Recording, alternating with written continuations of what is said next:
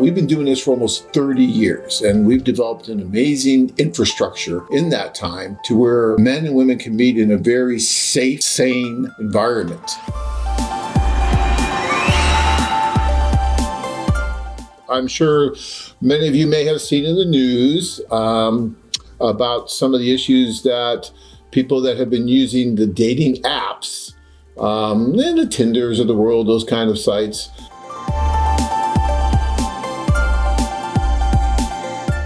And the sad thing about these apps is that no one really knows who that person is. You know, anyone can join these apps. It's not difficult to do. There's not a screening process. There's not personnel there to help you with the introduction or anything like that. It's a do-it-yourself process, right? You go over, you put in the information. Oh, this woman seems to be, very interested in me. I'm going to go meet her.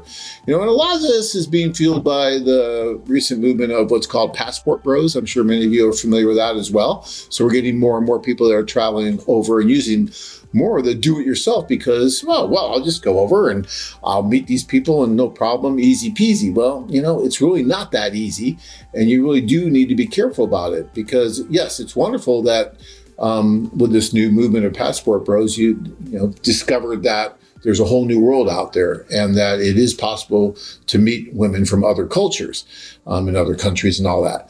But you still need to be careful about it. We've been doing this for almost 30 years, and we've developed an amazing infrastructure in that time to where men and women can meet in a very safe, sane environment. All the time we've been doing this, knock wood here, but we've never had anyone met the kind of fate that's been happening with these do-it-yourself sites or these apps.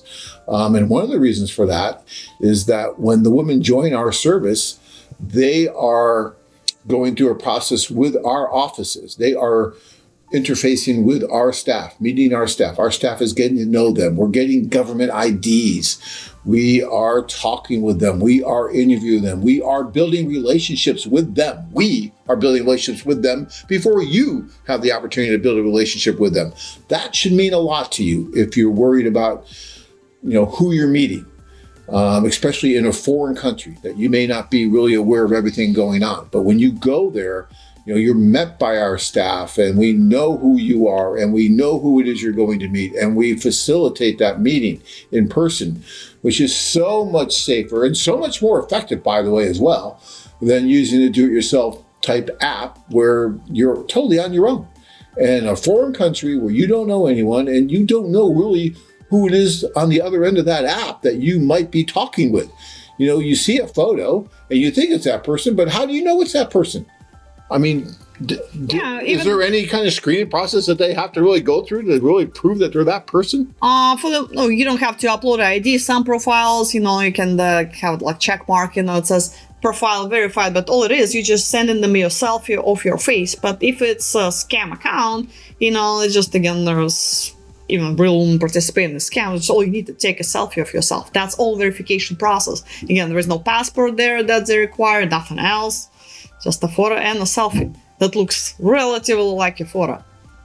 Yeah, and so, guys, you go over, you think, even if you've had, maybe some kind of a correspondence or something going back and forth with this person, quote unquote, when you go to meet, you really don't know who it is you're meeting. It could be anyone, or this person could be involved with a criminal syndicate that's working to lure people like you to a country and then take advantage of you. Best case scenario is that they just rob you. Worst case scenario is that they kill you.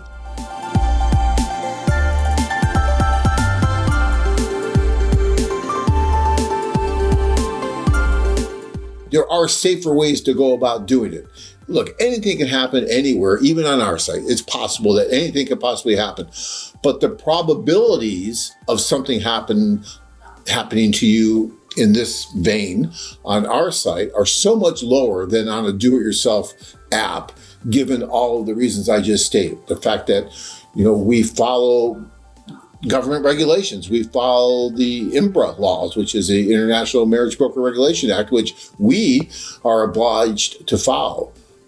Do-it-yourself apps have really When that law was passed, they had great lobbyists that they were able to exclude themselves from that. So although they are assisting in introducing men and women from foreign countries, they are not required to do the things that we are required to do to help protect the women, and actually, as an extension of that, you in the process of meeting.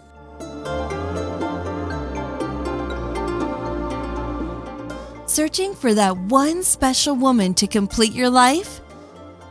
Join men from all over the world as they take a trip and find their future brides.